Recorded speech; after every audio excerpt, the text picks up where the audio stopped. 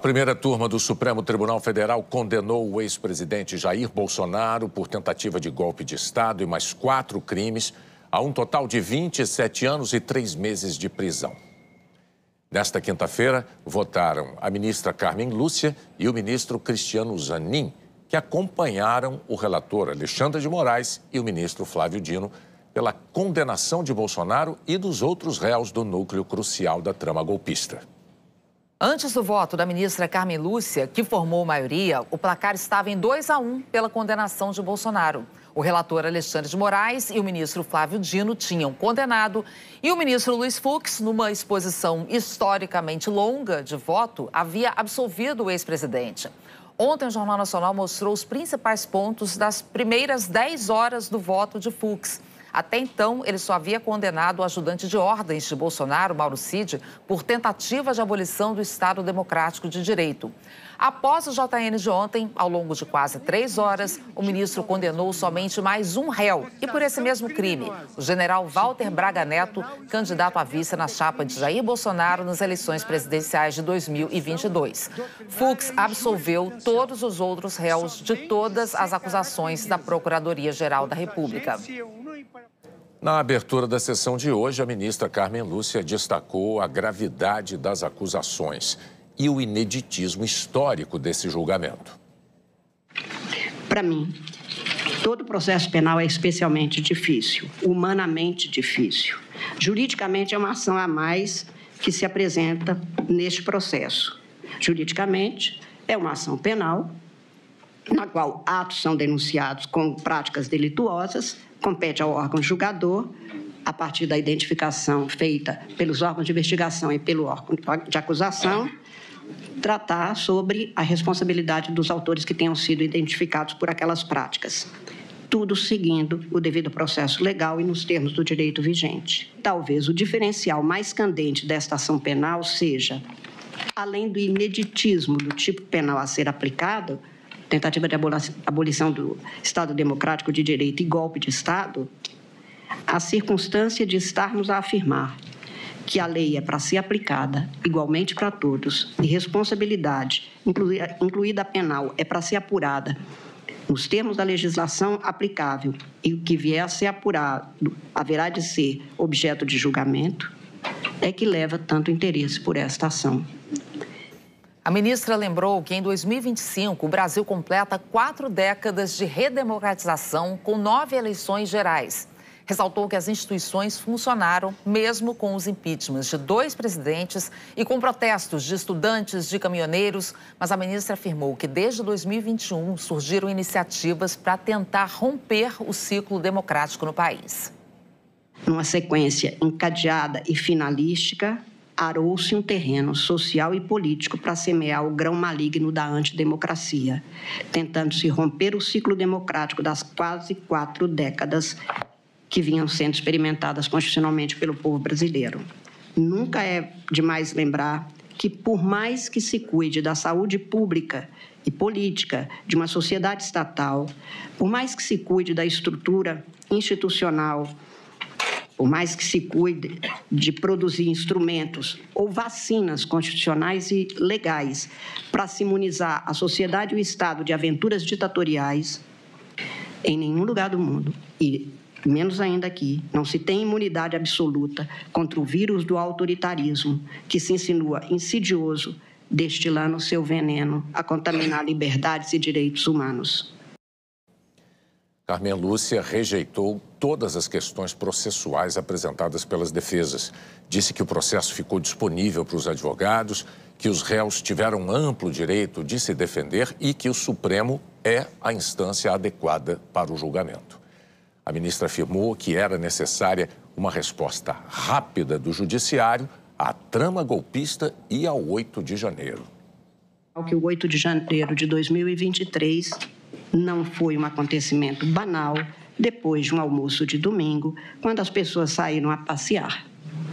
O inédito e infame conjunto de acontecimentos havidos ao longo de 1 ano e meio para insuflar, maliciar, instigar, por práticas variadas de crimes, conducentes ao vandalismo, haveria de ter uma resposta no direito penal. Não sabiam os agressores do 8 de janeiro que o prédio sede do Supremo Tribunal, na leveza de suas linhas e na transparência de seus vidros, enquanto símbolo da democracia constitucional, é absolutamente intangível à ignorância crassa da força bruta.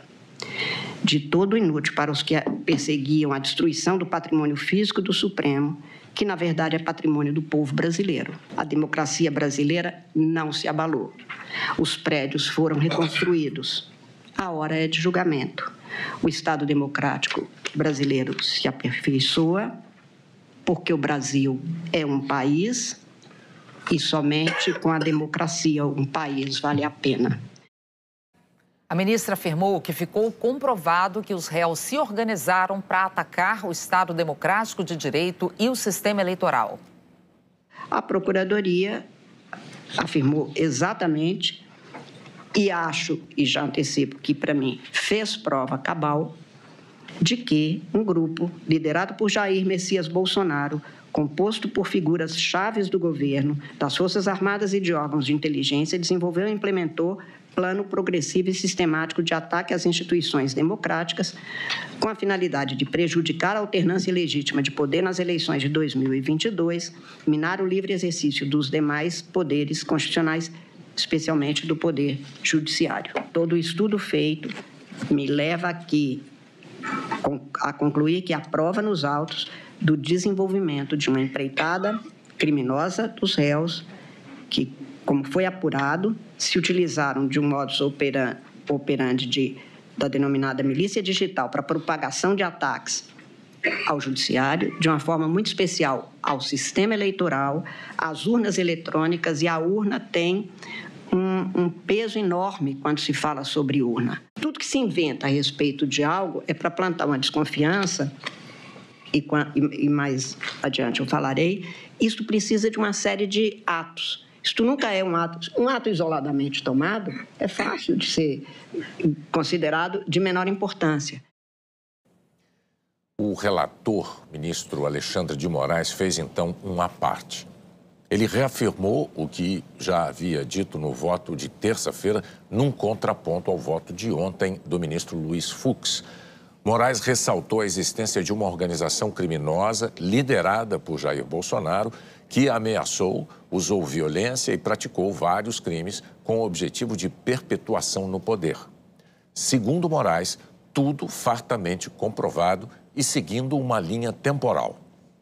Não foi combustão espontânea, não foram baderneiros, descoordenados que, ao som do flautista, todos fizeram fila e destruíram a sede dos três poderes. Foi uma organização criminosa. Essa organização criminosa, liderada por Jair Messias Bolsonaro, tentou simplesmente se apoderar do Estado.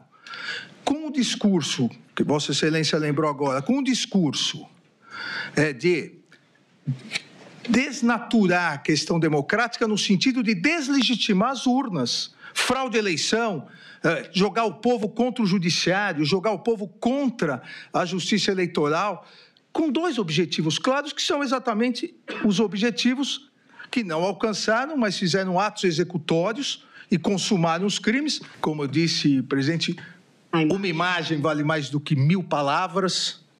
Ou esse ministro se enquadra, ou ele pede para sair.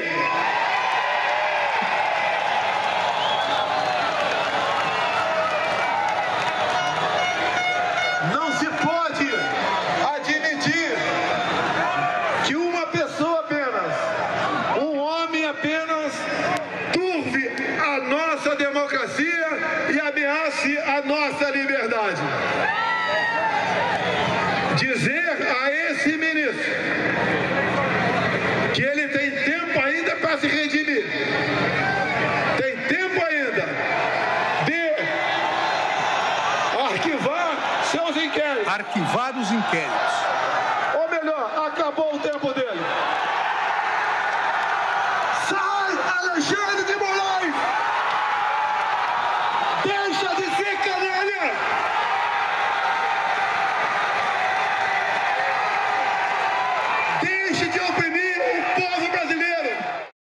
Algum de nós permitiria e afirmaria que isso é liberdade de expressão e não crime se um prefeito, numa cidade do interior, mediante milhares de pessoas, insuflar o povo contra o juiz da comarca, dizendo que não vai mais cumprir decisões do juiz da comarca?